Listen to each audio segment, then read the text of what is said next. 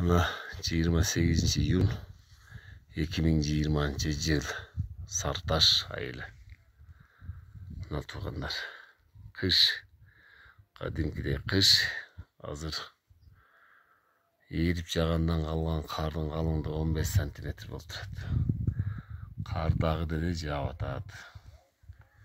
Gündün açıla turgan türü yok. Kış kadimkide mına.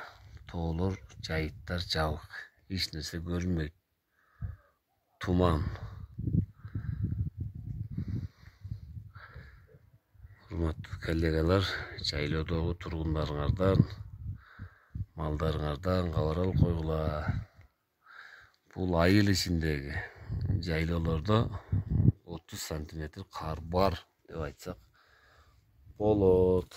Себеби жайлоодо кечинде эле башталган. Сарташта түндө башталган, түндө. Жайлоодогулардын жашоосу бүгүнкү күндө кыйыныраак болуп турса керек. Мына туугандар, өзүңөр көрүп атасыңар. Сарташтын малдары жайытка чыгып, кайра кайтып келишти.